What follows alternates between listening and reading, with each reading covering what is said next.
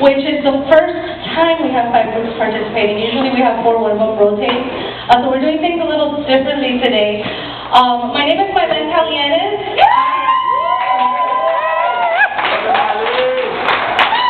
I co-produced this event with Mr. Floyd Reeves here with Broken Barriers. I was lucky enough to do that.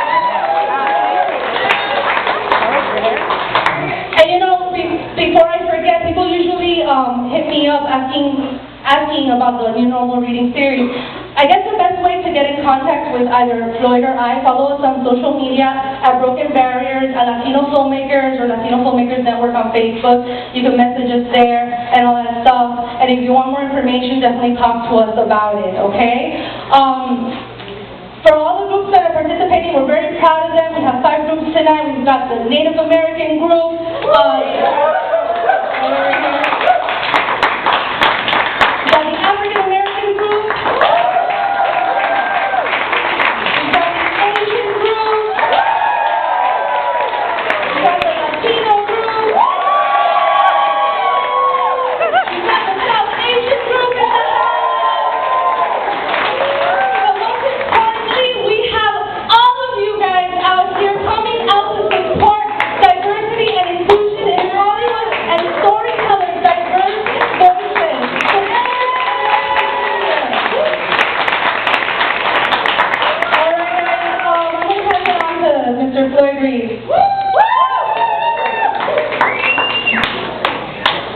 Yeah, so I'm Floyd Reeves. I am a producer-writer. I'm also founder of Broken Barriers, which is a social network for filmmakers of color. It's a LA-based organization of 500+ actors, writers, directors, African-American, Black, Latino, Native American, you name it, across the board. I founded it 8 years ago, and I've organized over 90 events, so this is one of the events.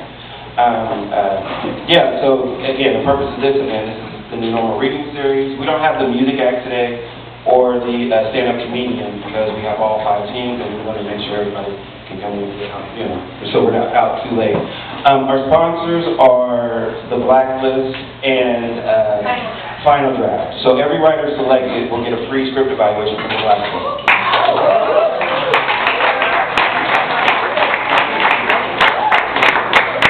And then also, this is a networking event. So we have quite a few people here that work in the industry. I'm not going to point them out because that's your job. I'm not going to do the work for you. But we have people from Annapurna Pictures. We have people from MGM. We have people from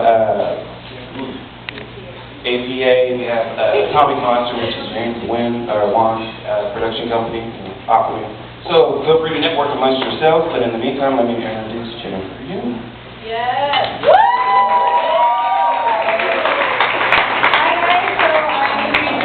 Of the Asian American team and actor, and we've been doing this for about last year, January, doing it monthly, and it's such a great time and it's a great platform to have everyone showcase their talents, writers, producers, actors, and it's a great showcase to meet everybody and collaborate. And guys, don't forget the hashtag New Normal Reading Series. If you're taking pictures, please just publicize all about it. It's just a great platform.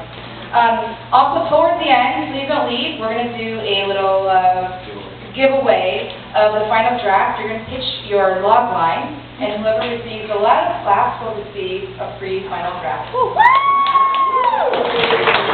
get them ready. If you have an elevator pitch, make it sound nice. Give the waiters, and, you know, they'll walk for the restaurant.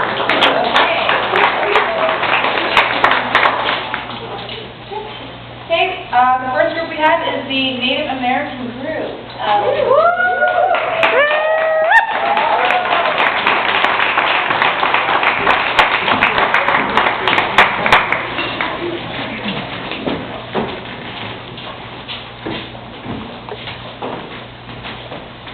Hello, everyone. Thank you, Floyd, and the Latin filmmakers, and everyone that has a hand in this. My name is Ty Taylor. I'm the organizer of Native American Casting Los Angeles. Obviously, you can see we're made up of diversity within our group. I'd like to go across my cast and introduce everyone in no specific order. My old-time, long-time friend, Leland Morrill, Navajo Nation. Leland speaks for ICWA, the has written 3 books, and him, like the lion's share of the cast, we've worked on Westworld for the last 5 years, and several other productions, starting with Savages. Roscoe Farnsworth, on the very end here. Roscoe's from the Cherokee Nation. Roscoe's he's a humble man, but he's done a lot of things. Actually did a commercial for Game of Thrones recently. And then there's Sancho Martin, our Cherokee Nation. Sancho's our motion capture guy. We're tied to our Super Bowl commercial and so forth. Yeah, recently we worked on Spider-Man. Thank you, Sancho. Zach Alvarez, another veteran of many productions. Zach is Chippewa and Creek Nation. We have Enrique Esparza.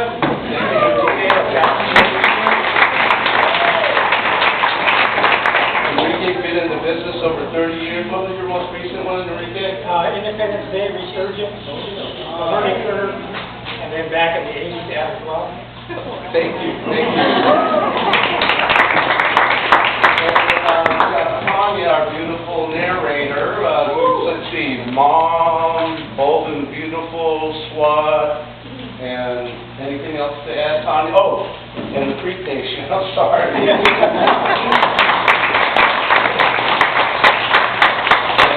It's because of all them, I had great blessing finishing up as a regular on my show. I got a couple dozen lines for the season finale last week, so thank you one and all. And then lastly, we have Dennis Garcia, our elder, who's a native Tatavian Chumash, and he's going to lead the grandmother song and us paying respects to the land we're all living on. And that will begin our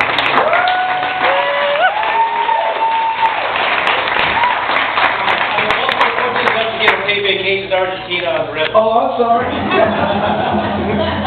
This is to honor my grandma. The women in our life are very important. They're our life givers, our nurturers, and our manners. This is to honor my grandmother. If it wasn't for her, I wouldn't be knowing who I am, finding my identity.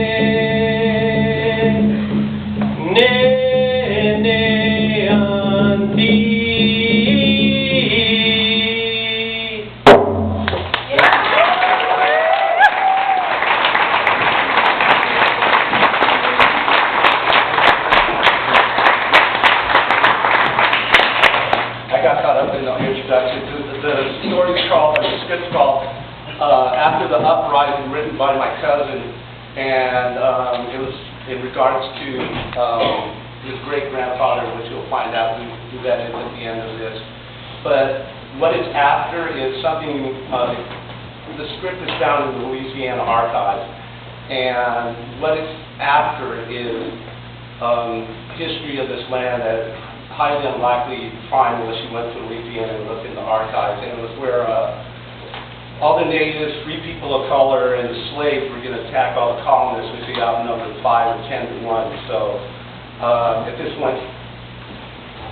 would have happened, yeah, it'd be a whole different place. But the Natchez chief's daughter sabotaged the arrow sticks. They were pulling 28 out of the ground. They were going to attack in 28 days.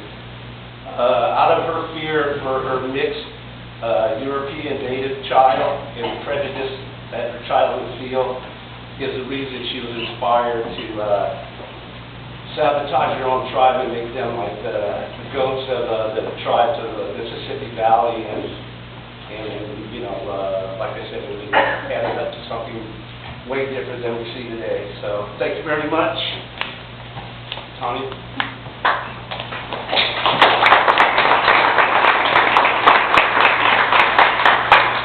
After the Uprising by Nick Douglas, our cast includes Choctaw Chief Tuscaloosa, who received colonizers with graciousness.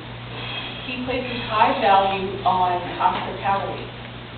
Also, Assessor Indian, who recognizes the risks of retaliatory attacks against the French invaders. Then we have Tunica Chief Bolson Cheeky. He's someone who focuses on actions that would best serve the interests and needs of his tribe. Then we have Avenging Indian. He argues for retaliation against the French colonizers.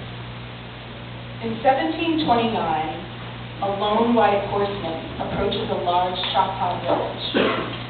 The rider is Joseph Delisay. The Choctaw know this Frenchman because he's visited their village many times and he speaks Choctaw. Louisiana Governor Etienne Perrier has sent Delisay to get the Choctaw to punish the Natchez tribe for retaliating against French settlers who defiantly built their farms on top of sacred burial grounds.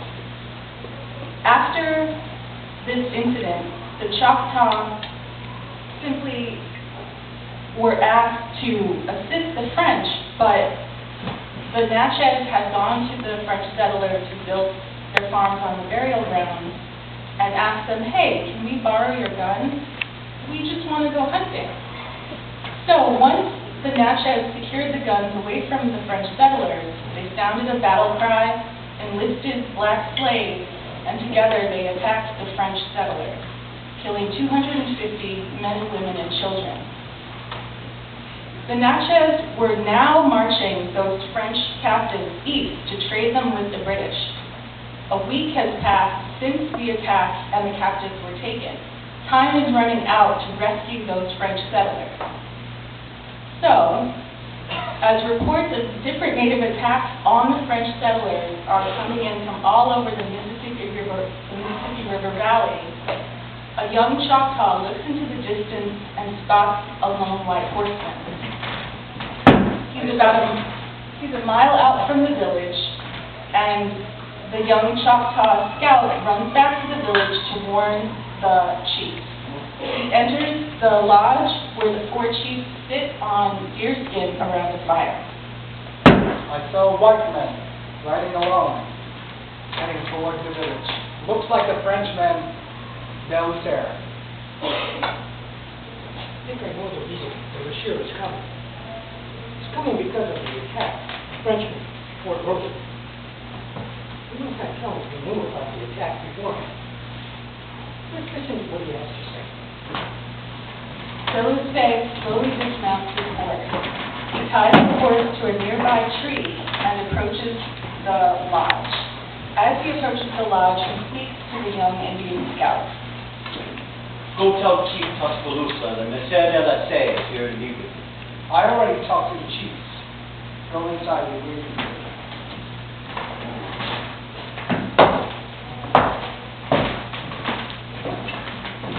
I bring greetings to the chief and his tribe from the governor. Yes, sir. It's good to see you in our village again. It's been a long time. I've come with an urgent request from the governor. What does the governor ask us to do? He has always been a friend of the tribe. We will help if we can. I've come to demand that you honor your commitment to the French. you asked us to do? And what commitment have we failed to honor for the government? Fort Rosalie has been attacked. Nearly 250 white men, women, and children have been slaughtered. Those that survived, they were taken as captives. Scheming Natchez tricked the settlers at the fort into borrowing their rifles for a hunt. Then when all those weapons were gathered, the Indians and some of our slaves, they used those weapons to slaughter nearly everyone at the fort. We have heard of the uprising, don't we, sir? The settlers were warned about using Natchez sacred burial ground as farmland, but they insisted. What did you expect them to do? Sit there while their farmers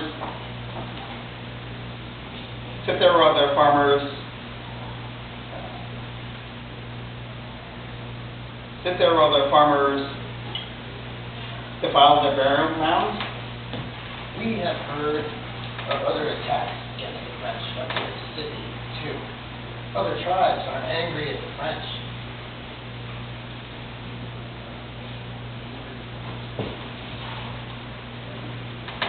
The Yazus in the north have also attacked and killed French settlers. The Yazoo, a generous and kind tribe, the French must have done something very evil to anger them. The Yazoo were angry at the French for cheating them on deer hide trades. You all talk as if you lost your minds. The Natchez tricked the settlers at the fort, and then they used those weapons to turn on the French. This was premeditated, planned murder. We demand that you prepare a party to go and search and track down the Natchez and the slaves and punish them. And then return those captured slaves to the French. It isn't the Natchez who need to be punished. It is the French, and they have been. Why should we help you? The Natchez warned you not to build your farm on the site. There was other land to use, but the French insisted. The settlers paid the price for their greed and stubbornness. The Natchez are going to trade the captives and the slaves to the Chickasaw and the British. We must intercept them before the Chickasaw meet with the Natchez. We must prepare a party to leave immediately. Why should we help you? That the Chickasaw are trading French captives to the British for slaves is not our problem. That your captured slaves are traded to the British is not our problem. We have no quarrel with the British or the Chickasaw. If we help chase the Natchez, we lose valuable hunting time that we will need to feed our people. Who are you? I've never seen you in this village before. I am a Tunica chief, Olsen Chief, of a tribe near the Yazoo River. Visiting my Choctaw relatives. The French have been no friends to the Tunicas. You never helped us when the Chickasaw sent war parties to raid our villages for captives to sell into slavery. We have too few soldiers to protect every tribe in the territory. Maybe you should move your tribe closer to the French forts or closer to the larger Choctaw villages. Why should we abandon our land to move closer to the French? The French have not kept their promises to the Tunicas or to other tribes. The French promised us they were as powerful as the British. They said they could protect us from raiding parties trying to capture and trade us into slavery. Yet, the Chickasaw and the British raid our tribes at will.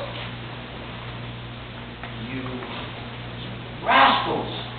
If it were not for the French, you would all be slaves to the British by now. Suddenly, those say that the huge nosebleed bled gushes from his nose. All of the natives gasped in alarm. Get the doctor The to come down. Choctaw chief rises up, grabs his arm, and tries to stanch the flow of blood from his nose. Wait, this isn't finished yet. I need your word that you will provide warriors to help us track down the Natchez today. Chief Tuscaloosa, I need your word. You must go to a lodge across the village. Follow me.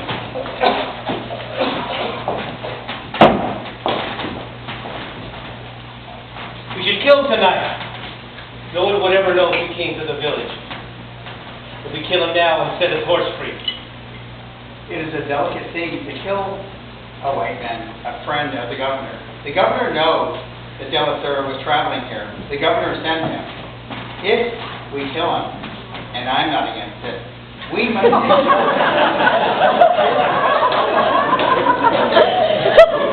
make sure his killing is the best for all of our tribes. His death would only raise the suspicion of the governor. De La Sera is like all the French, an arrogant fool. He and the French deserve to die. We get news from up the river that the French settlers have been killed and attacked. With the attack on Fort Rosalie, the French are weak and confused. This is why he comes now, not asking, but demanding help.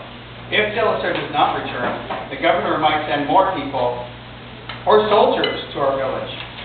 Let them send their soldiers. We will kill them just like the settlers at Fort Rosalie. We can drive them out of Louisiana, just like the British were driven out of Alabama 10 years ago by the Yamasee.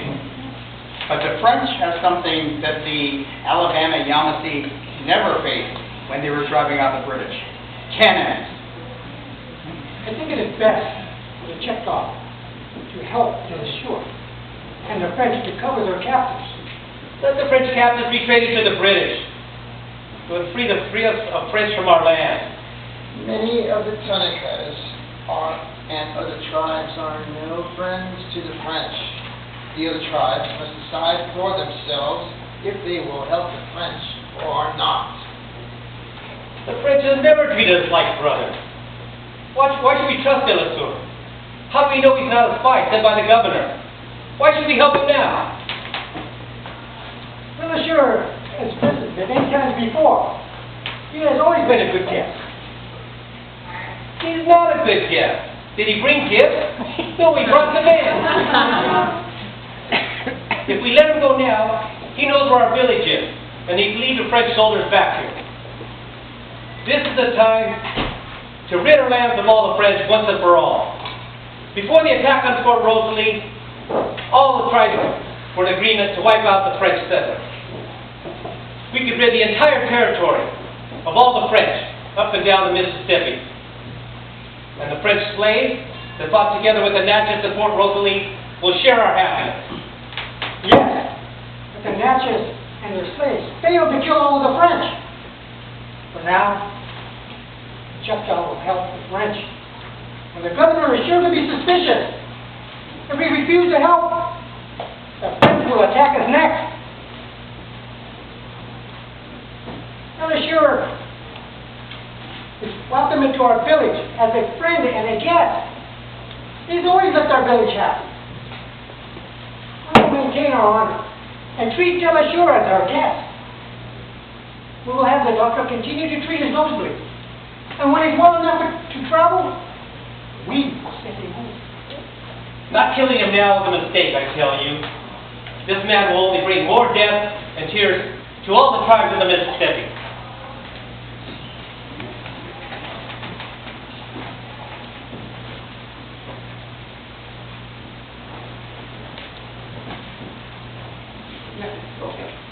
So Joseph Christopher De La Sera served as a spy in the employed French Louisiana government.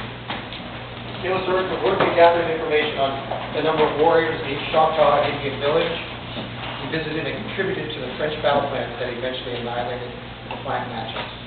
7 years after De La Sera visited to the Choctaw village, the new governor and personal friend of De La Sera, John Baptiste Bainville, waged a battle on the Tia, hoping to rid the Louisiana territory of all enemies of the French. De La Sera served prominently in a vicious conflict, which lasted only 3 hours. Longtime rivals of the Choctaws, the Chickasaw, and their allies, the British, helped deliver the French a crushing defeat. They also freed the Choctaw from future visits from Joseph De La Sera. The French weren't able to recover De La Sour's manual, the decapitated corpse in the Kiev battle. Joseph De La, this is a true story. Joseph De La Sour was my 7th grade hero.